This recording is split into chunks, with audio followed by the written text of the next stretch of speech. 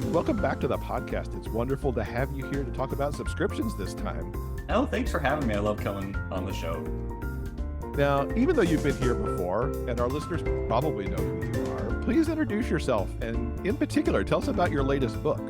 Oh, thanks. Yeah, my name is Gregory Ashe, and I write mystery, romantic suspense, primarily gay men and men fiction.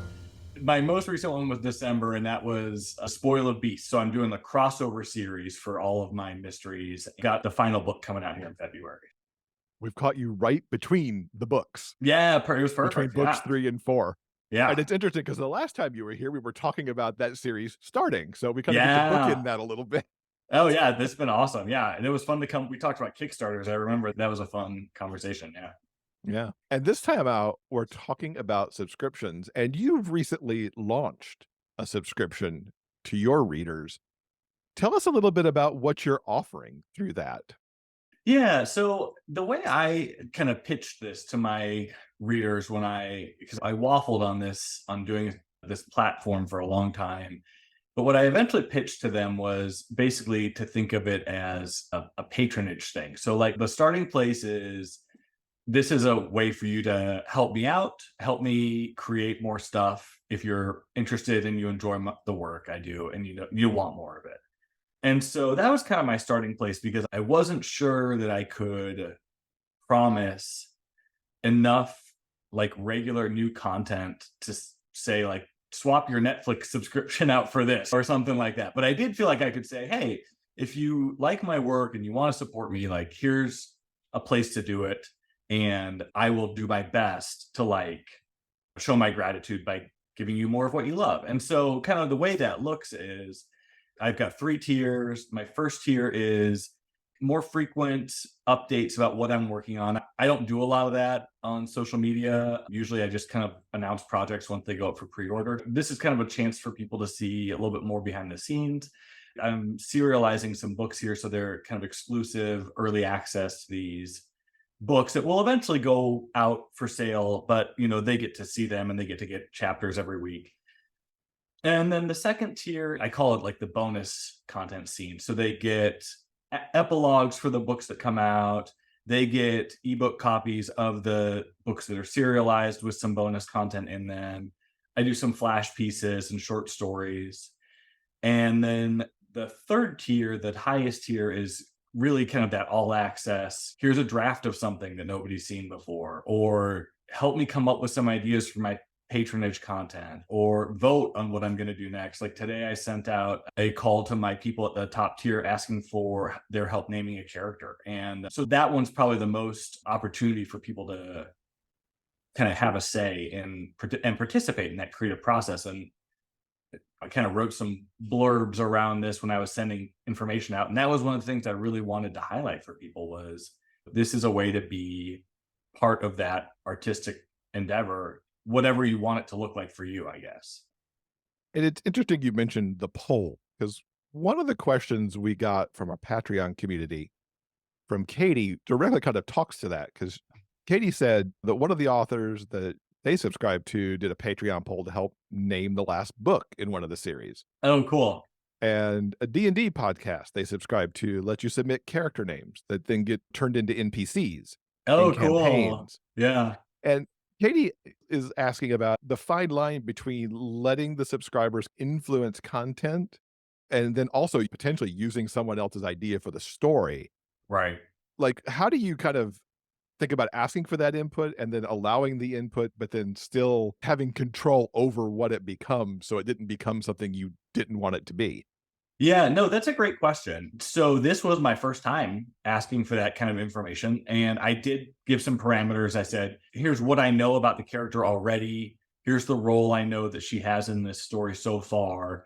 And those are spoiler-free things because I don't want to ruin that book for them. But it was enough that then I think people can give me some names. And I did say, if you want to suggest some background, I'd love to hear that as well.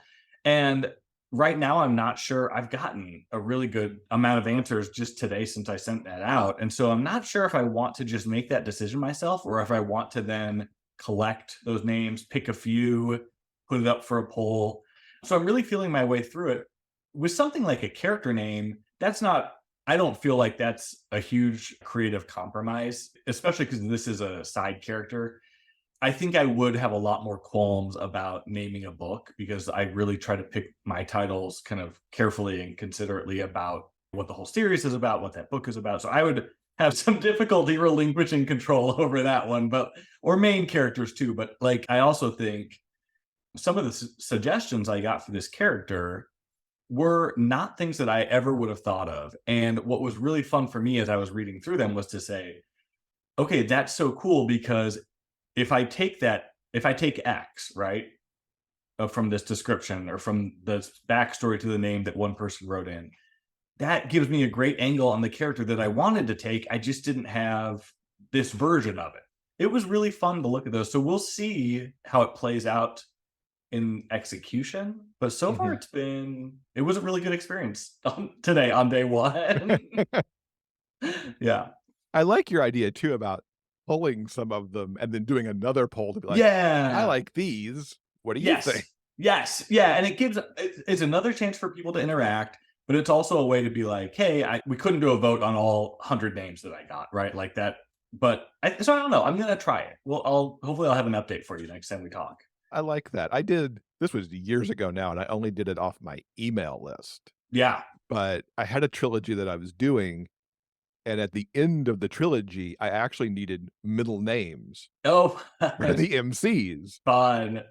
and I bounced that idea around quite a lot, what I might give them, but I emailed my list and said, "Okay, for those of you who've read these books, I need middle names. I've gotta give them to them at this point." Yeah. Yeah. And I got a lot of really good feedback. Some of them were really thoughtful, and the ones I went with were actually like, "I suggest this name for this character, and here's why." Oh, very cool. Like, specifically Yeah. tying it to personality traits and stuff. I'm like, "Oh Yeah. my gosh." That's really cool.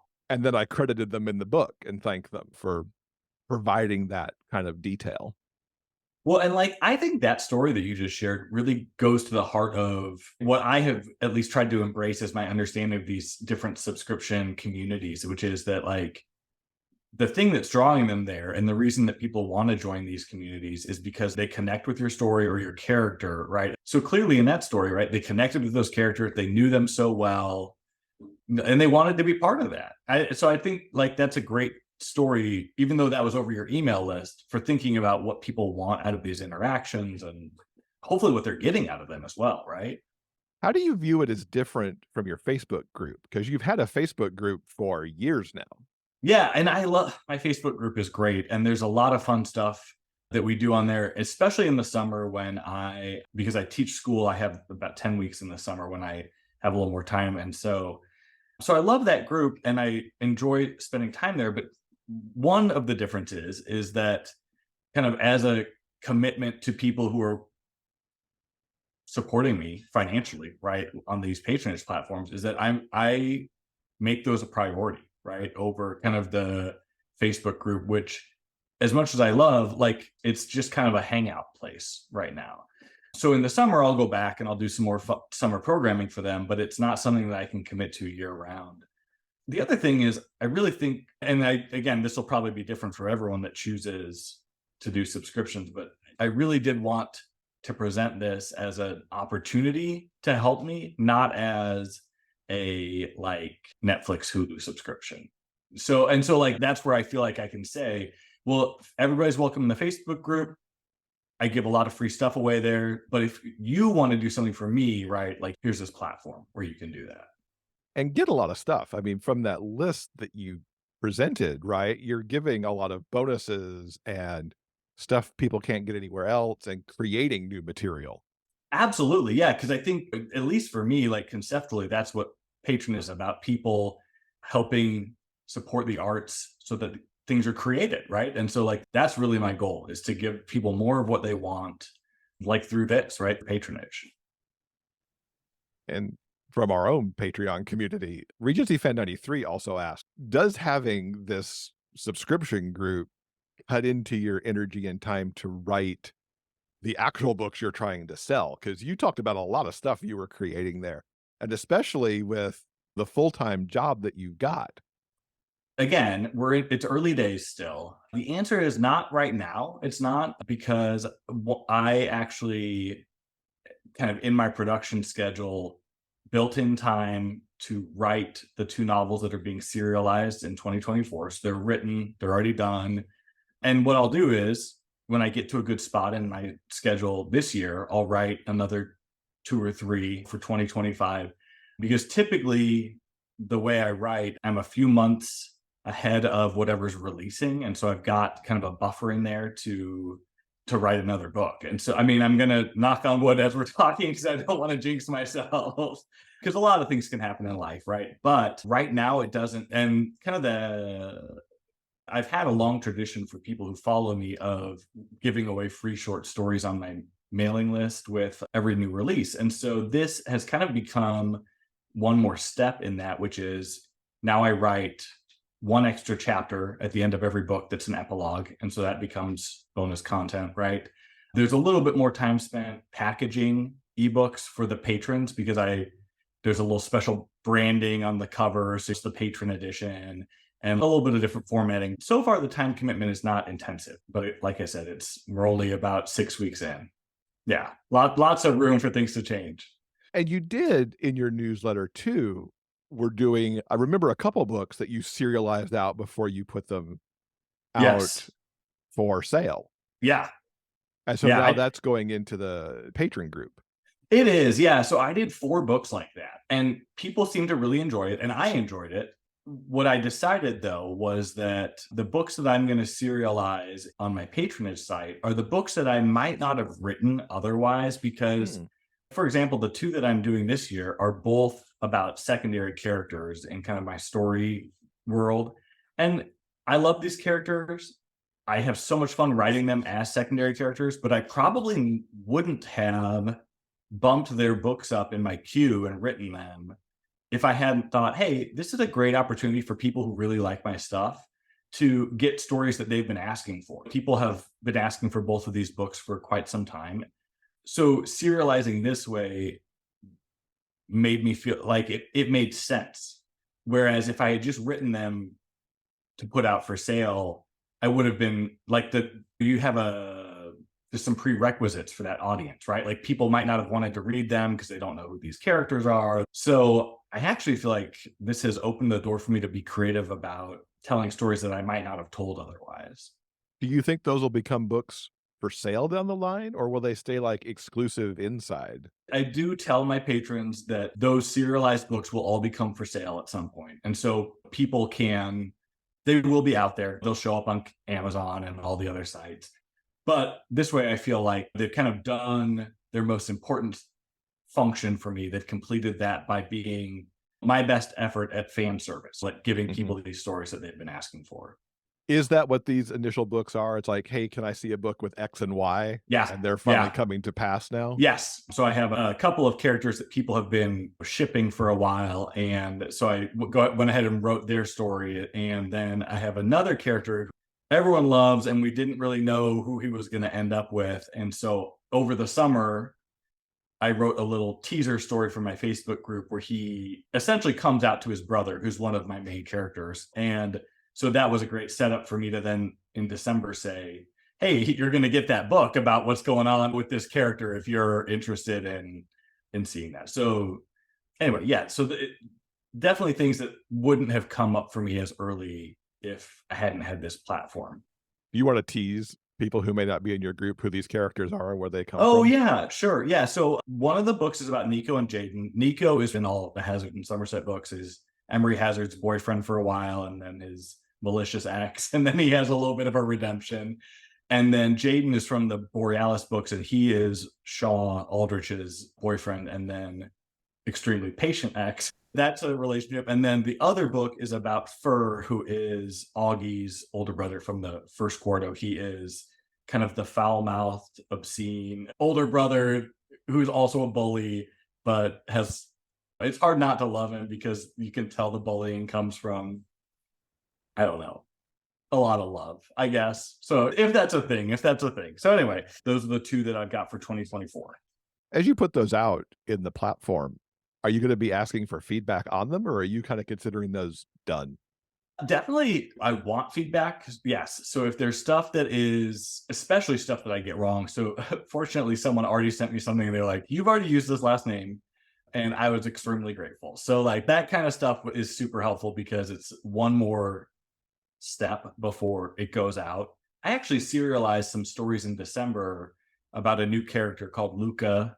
And same thing, some people gave me some feedback on that where I had they were like proofreading things that they caught. And so that was awesome too because I could fix those. And so yeah, it's anything's up for grabs at this point. Yeah. Nice. That was another question that Regency fan has was, would you use the platform as a sounding board? Sounds like you're definitely into that. Yeah, for sure. If they were really big changes, I don't know that what I would do. Like I haven't come to that yet, but so far all the feedback has been like really specific, really helpful, and that I want as much of it as I can get. So Yeah, it's nice to get the feedback at that point because it just makes the story better, probably, right? yeah. One thing that I would love to do, and I don't know what your thoughts are on this, but I'm not quite bold enough to write a story in real time, like and like at the end of the chapter, ask people what they think will happen next. But I did read, and maybe you've seen some of the same stuff, the suggestion that even if you have written the book, asking people and seeing if there are ways that you can tweak the story to surprise them, right? Again, go against what they expect or think. So I don't know. There's a lot more opportunities for that interaction and fan service that I really think are at the heart of at least what I want my community to be. And so they're things I'm going to play around with, see what happens, see what works. I'm very into the idea of feedback. Yeah. And for me, as this goes out, it's very early days for me. Like my ream will be live for like 2 weeks before this interview goes out. Oh, cool. Okay. So very early days there. Yeah. I don't know that I could ever write fast enough to do real time. Well, It's like, yeah. Yeah. like Right. write a chapter and be like, where do you think this should go next? And then come back fast enough with the next one. Right. Right. Well, and like that's one of those things where I could see that being like a really nice upper tier perk. Maybe that's not a realistic weekly offering, but like letting people see even that first version of whatever it is, because to my incredible gratitude, and like there are people that want to see that and they are excited about it and it doesn't ruin the experience for them. And I know that's not everyone. I know there are people who are, they don't want to know how the sausage is made, right? Like they just want to get the final product, and that's great too. But yeah, like even if it's just monthly, right? Like sharing those updates or something. I don't know. I'll be curious to see and if you decide to do something with that feedback beside with the work in progress, I guess. Yeah, I bet you're the first one who tries to go live that way. No. Between the two of us. So when you say you're interested in feedback, because you're gonna be putting out a book that's early access, right? What are you looking for, I guess? Kind of whatever they want to tell me. Okay. But Yeah. like I'm far enough ahead from a scheduling point of view that it's like I'm never going to say, what do you want to have happen next? Because Yeah. the Yeah. next is already kind of there. But if as people are reading, it's like, I don't understand what, so and so did here because it doesn't resonate with what's before it. Or you Gotcha. just introduced this thing here that makes no sense based on what you Yeah. said back there. Those kind of things that just make it better. Or, hey, this isn't working at all. Maybe rethink X. Mhm. Hopefully I never get that, but you never know. Well, and I do think that like there's a large community of people that just love to be involved in the storytelling process. I'm going to say from the sidelines, and I don't know if that's exactly what I mean, but that's the phrase I'm going to use for right now. And what I'm thinking of is, for example, like fan fiction, right? Like there's this incredibly supportive, for the most part, right? Brackets for the most part, community of people that just can't wait for the next chapter, and they're commenting and they're like giving their suggestions. And so like I think even though for what we might call original fiction or non-fan fiction, this is has not been a thing as much. I don't think it's really a new thing. It's just a new thing that we're doing. So it'll be interesting to see, does it work the same way? I mean, because fan fiction also, they have that huge buy-in because of their fandom. And so it'll Right. be interesting to see if that carries over for people who aren't writing fan fiction.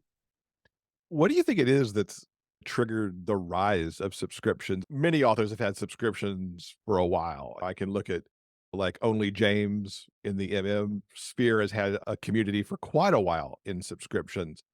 But all of a sudden, it's like, let's go build this community that is based on subscriptions. What's driving that in your mind? Well, I think part of it is just the reality that people have started to realize there's a demand for it. I mean, I think if you had told me 20 years ago that authors whose name I could walk through the entire building of my school where I work and say only James's name, and I guarantee you not one person out of 1,300 would know who that was, right? And that's not a dig because only James is making a fortune on her Patreon and she sells a tremendous amount of books. And so all I really mean by that is saying that like if you had told me 20 years ago that people could make this much money because fans want more and they want community and they want connection, I would have thought you were crazy, right? And I think we're seeing as people realize not only are there people who are willing to be part of these communities, but they actually want to be, right? Like they're eager to be part of these communities and to be part of that process, whatever that looks like for the author in particular. I think as that has percolated through like the author mentality, that's part of it. And I think the other part of it is the rise of different platforms that have made it feasible, right? I mean, before we started recording, you were showing me the author side of Read, and it looks tremendously intuitive, right? Like it has so many convenient features. Patreon's another one. And so I think those have also kind of driven the rise of this. Looking at the reader side, for readers who maybe haven't gone the subscription route yet, how would you explain to them why they may want to subscribe to a favorite author? Well, I'll tell you my answer as a reader, right? And so one of the first people whose Patreons I subscribed to, actually, I think she was the first, was Josh Langan. And that is because I buy every Josh Langan book when it comes out and I read it as soon as I buy it because I love Josh's stories. I love the worlds that she creates. I love her characters. And a friend of mine told me that she was retelling one of my favorite series, which is the Secrets and Scrabble series, from the point of view of the other main character, right? The love interest. And I was like, oh man, sold. Click. Where do I click? How fast can I click? So, like, I guess one of the things people might not realize is authors are fans too, right? Like, we love to read it. Just, I mean, that's how we edit. So, like, I am a Josh Langan fan. I wanted more of her content, and I knew I could get it by subscribing. And it was content I wanted. So, I think your mileage may vary as a reader. You should certainly do your due diligence, find out because every author offers somewhat different things. And so find out what they're offering, find out if it's something you're interested in. But also, I like Josh as a person. I am like a supporter of her work. So for a relatively small amount of money, I also just am excited that I get to see this stuff that she produces and that I get to be part of it. And to me, that's tremendously satisfying. And I'm going to be fully honest and say, I didn't think it would be. I kind of was like, well, I really want those stories about Jack, so I'm going to sign up. And then once I did it, I was like, okay, I really like this. Like I did not expect. And so that was also part of my realization that this is something I could offer as well, right? That I could be like, hey, like I'm not Josh Langan, I know that, but I could tell more stories. I could tell stories that people are excited to read as well. And so that was really eye opening for me. And you're not doing alternate point of view, but you are surfacing those stories on characters that people want that might be Yeah. further down your production list. Yeah, exactly. Exactly. I don't know. I know that different models kind of incentivize different kinds of rewards for readers. Like, what do you see? Is that what you've also seen that draws readers to these platforms, or what? A lot of it's early access, Yeah, like just those early access that I'm gonna get to read something before everybody else is, and then I yeah, might have that opportunity to comment on it, talk about it. yeah, Michael Evans, who is the CEO of Ream, in the previous episode of the yeah. show when we talked to him, was like, it's about that VIP experience. The experience that you have that a limited number of other people have because you've chosen to move to that next level. That's very much what you had with Josh, right? It was like, Right. these are things that nobody else has, but I really want them. It's similar to if you buy multiple versions of the same book because this one has Yeah. sprayed edges and maybe this one has Yeah. a different cover. And in those cases, those are more wide, but here it's a more closed thing, but you're paying for something that you choose to have and somebody else may not choose to have. Right. I know a lot of people are doing book boxes. Oh, cool. That's like beyond my capacity to even think about, I know that seems like such a big undertaking. Yeah. but they're thoughtful about it too. And you could see that VIP experience again, because maybe their book box tier is open to like 25 people. And Right. so they're keeping their workload lower because they're only making 25 and not 100.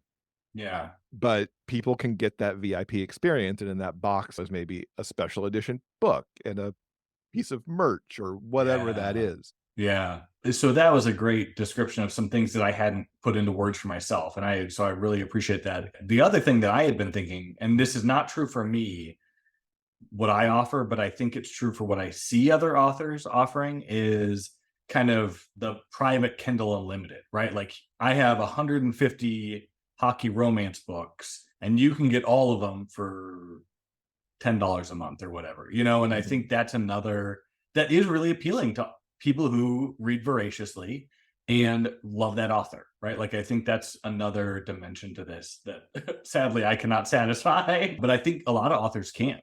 Yeah, it's certainly something I'm trying on my ream, and my backlist is small. I don't have 150 of anything, Mhm.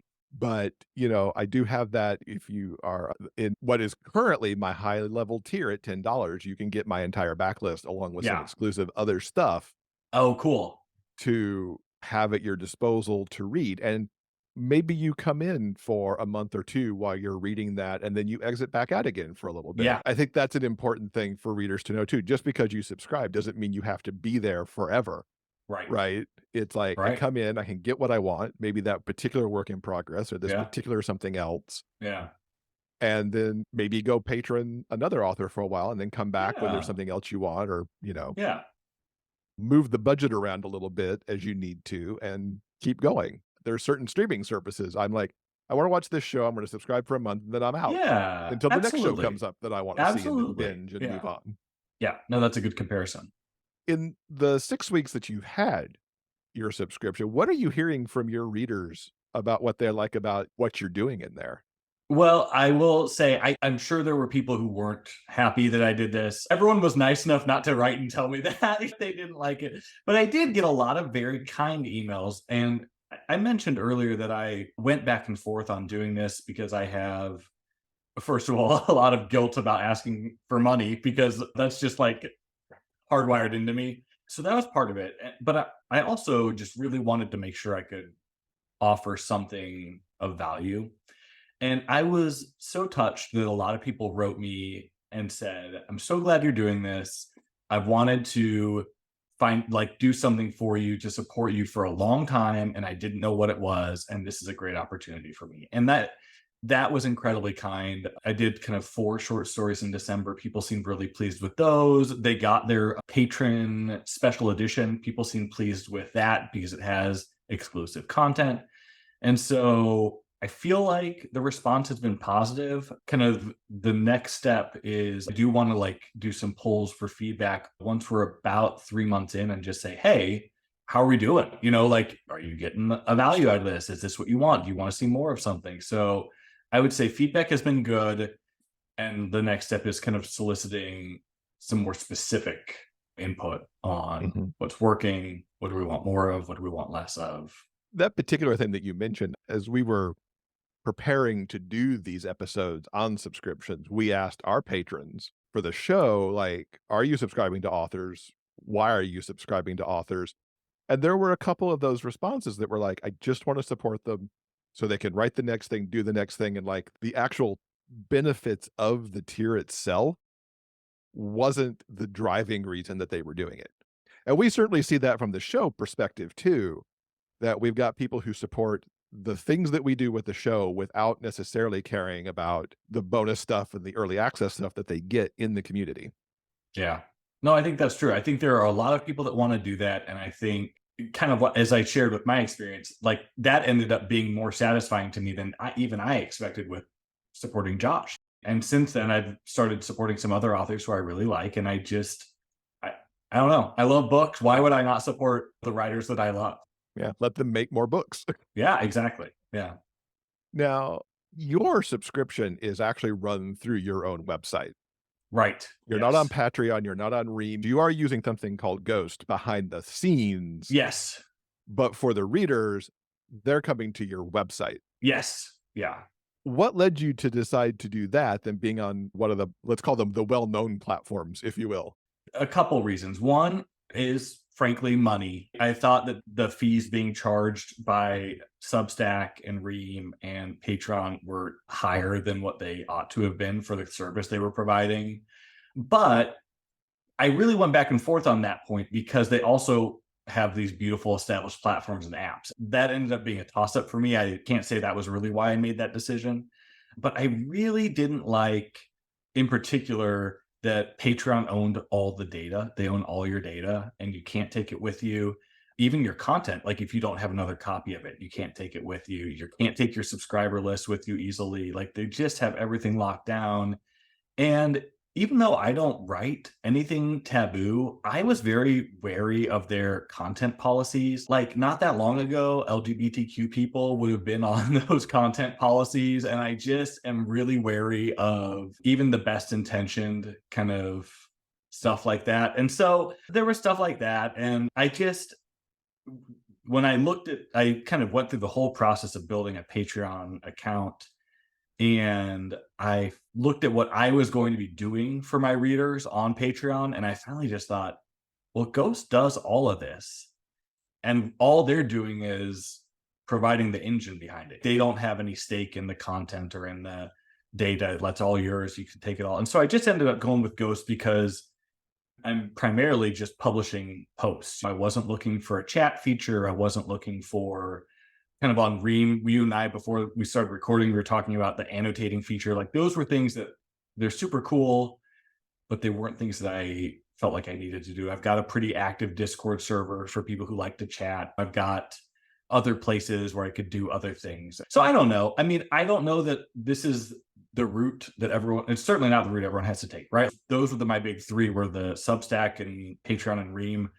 But yeah, just for me, those were kind of the considerations going to this. I will also say, having heard horror stories about Facebook accounts being disabled and watching Twitter melt down into X, like I've also tried to become more about centralizing my control of my readers and my readers' information and that data because you just never know what's going to happen. And so now that's not to say it couldn't happen with Ghost, but it's easier for me to get my stuff if it does. You don't have to worry about angering the meta gods or Right. anything Yeah. like Yeah. that. Exactly. Yes. Right. The invisible algorithm. Yeah. Have you heard anything from readers who were like, "Oh, what's this platform that you're doing that I've never heard of?" I piloted this with a handful of people before I. Oh, the other one I looked at, actually, I looked at a couple more. I looked at Podia. I built a whole platform on Podia and I tested that with some people. I built a whole one on Ko-Fi and tested that with people. So I really tried to do my due diligence. And kind of what we kept coming back to as I was talking to people were they really liked that Patreon had an app, which I completely understand. But what was more important to them was the reliability of getting the email notification because so much of that content is, even in Patreon, is delivered by email. And so Ghost seemed to be the best balance between it's not an app, it doesn't have an app, right? But it seemed to do really well with delivering those emails reliably. You have a lot of customization with the tiers. Anyway, and it wasn't trying to be a store like Ko-Fi was, and Podia was trying to be a store as well. There's a lot out there that I played around with, and this one just ended up being a good fit for me. Nice. And I'm gonna make you say the name of your Yes. subscription because I haven't figured out exactly No, to I make say sure that it. advanced Ashikism, like masochism, because that's the joke is that all my readers are masochists because they like being hurt, right? They like that my stories hurt them. So instead of masochism, it's Ashikism. Tells you a lot about me and my readers, I think. You talked a little bit about some of the stuff that's coming up in the subscription this year. Is there anything else you might wanna tease while we're here on the show? Well, yeah, thank you. I would. And this isn't necessarily on my patronage site, but I'm going to do a Kickstarter in April for a new cozy mystery series. So I'm excited about that. And that is not going to fall under the masochism headline. That's one of the things that I'm branching out with is these are going to be much gentler. I've written the first one and you and I were talking before the show about the right book for the right headspace. And I think going into 2024, we all need like a little safe little refuge to get away from the real world. Nothing wrong with some good coziness. So yeah, that's my big project for this year. The Kickstarter will be in March and the book comes out in April. Awesome. We did talk the last time you were here about Kickstarter. Lots of good learnings going into the new Kickstarter. Yeah, I think one of the biggest things that I'm going to do differently is I'm going to do all the rewards a la carte. So people just get to pick the things that they want. And one of the reasons that was so important to me was because I'm very well aware I'm already asking for money for patronage, right? And so I want those patrons to be able to say, hey, I'm already going to get the ebooks. I'm not clicking that. I'm already going to get X. I'm not going to click that. So I really wanted this to be kind of in our last conversation, you and I talked about how, at least for me, all of these things, Patreon and patronage and Kickstarter are all about finding ways to do more for readers, to give them more of what they already want. I wanted to make sure that a la carte thing let me do that without double dipping, so to speak. That makes sense. And we have to ask about recommendations here. We've always got to add to our listeners' TBR. What's something that you've been reading or watching that our listeners should be checking out? Well, I just read a bit late because I read it in the new year, but I just read a lovely Christmas story by Joanna Chambers. And I'm going to have to pull it up while I'm sitting here with you because I can't remember the title off of the top of my head. And then we just started watching Percy Jackson on Disney. I don't know. Have you watched any of that? That's high on my list of things to watch. We are so mad that it's being released week by week because we really liked it. And the Joanna Chambers story is the most wonderful time of the year. It was so lovely. And yeah, those are probably then I've been reading the Thursday Murder Club series, which is not actually one of the characters you find out is gay. So maybe it does fit the gay fiction podcast, but it's just a lovely, cozy series if you haven't had a chance to read that one. So fantastic. Yeah. And of course, tell everyone where they can find your subscription if they want to go and check it out. Oh, thanks. Yeah. You can go to my main website, which is www.gregoryashe, and that's Ash with an E, gregoryashe.com. And it's at the top, there should be a button that says patrons. So it'll just take you right over there. Fantastic. We will link to that and the other things that we talked about here in the show. Awesome. Thanks so much, Greg, for coming to talk to us about subscriptions and why readers might want to go get one. Yeah, well, thank you for having me. It's always a pleasure to chat with you and hang out with you. So thanks.